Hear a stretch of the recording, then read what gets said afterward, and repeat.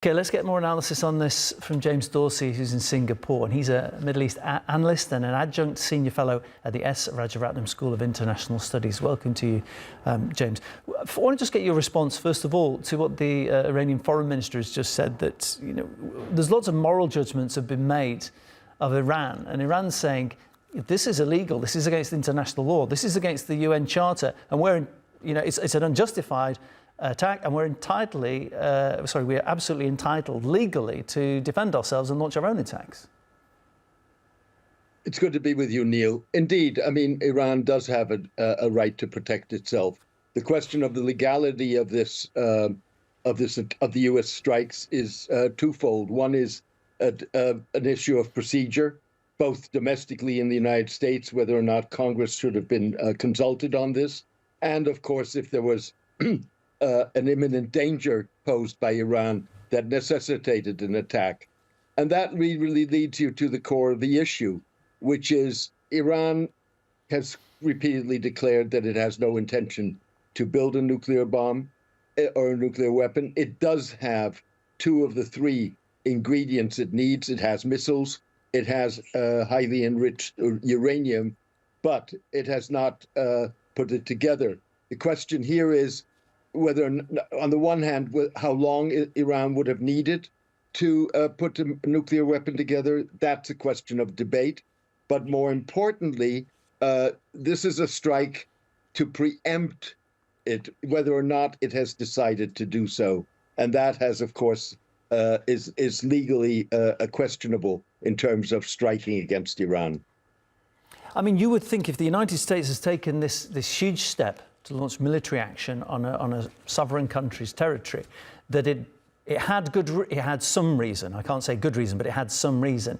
I mean, do you think that it is all about the nuclear capabilities of Iran? Because if you look at the comments of Tulsi Gabbard, the US Director of National Intelligence, she said only, 3 months ago that Iran isn't building a nuclear weapon. So why does Donald Trump think that he knows better?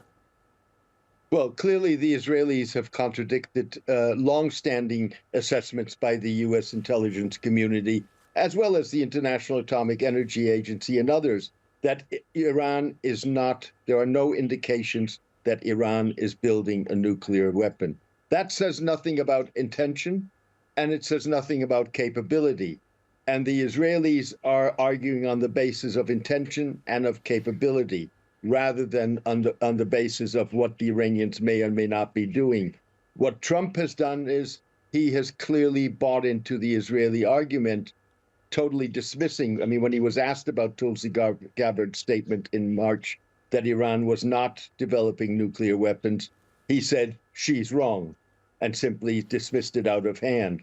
So by endorsing and accepting the Israeli interpretation or the Israeli version of state of affairs, he has made up his mind.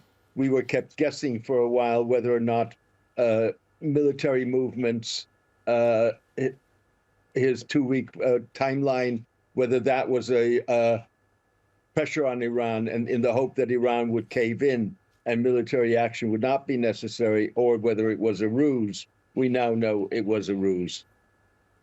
I mean, is it fair to say that the IAEA hasn't issued any kind of warnings that there's an imminent danger coming from Iran? Well, in fact, you had a statement by Grossi, the head of the International Atomic Energy Agency, just in the last few days. I think it was an interview on Al Jazeera, in which he unequivocally stated that Iran, there was no indication, and he had no indication, that Iran was moving towards building a nuclear weapon. Okay, I'm hearing, James, that we've had comment from Antonio Guterres, the head of the UN. I don't know if we can actually play the soundbite. Do we have that? Do we have that on tape? Okay, we've got a graphic of it.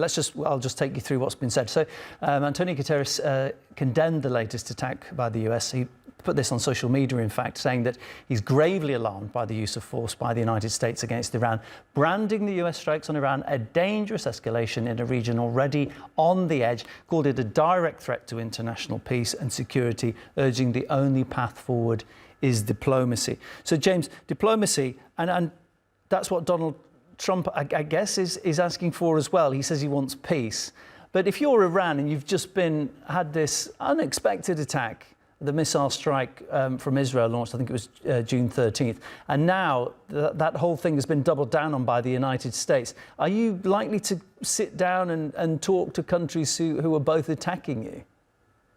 Well, the Iranians have been very clear they're not going to do that. But more fundamentally, I actually do believe that both the Iranians and Trump want a negotiated solution. The problem with that is that Trump's negotiation, in many ways, the strikes against the 3 nuclear facilities is an extension of that. Trump's negotiating position and strategy is, this is what I want. I'm telling you I want this. You're going to execute this and implement it and accept it, or all hell breaks loose. That's obviously not a negotiating stance that is going to go down well in Tehran, and did not go down well in Tehran.